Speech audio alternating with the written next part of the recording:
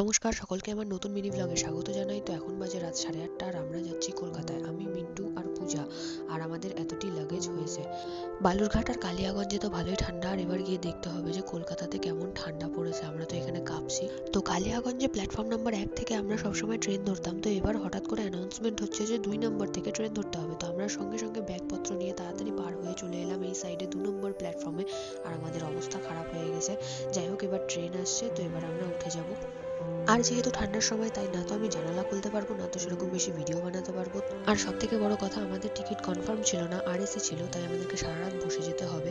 তো এখন আমরা পৌঁছে গেছি কলকাতা স্টেশনে। বাপরে, 12 ঘন্টার জার্নিতে মাত্র 1.5 ঘন্টা লাস্টে ঘুমোতে পেরেছি। আর এবার যেহেতু আমাদের লাগেজ বেশি, তাই অটো ধরতে হবে, না হলে আমরা তো এদিক থেকে হেঁটেও চলে যেতে পারি। আমাদের একটা শর্টকাট আছে যেদিক থেকে আমরা হেঁটে চলে যেতে পারি, কিন্তু যাই হোক, সেটা দিয়ে আজকে যাওয়া যাবে না, অনেক লাগেজ বেশি। তো পরে আবার নতুন একটি মিনি ব্লগের সাথে দেখা হবে, ততক্ষণের জন্য টাটা।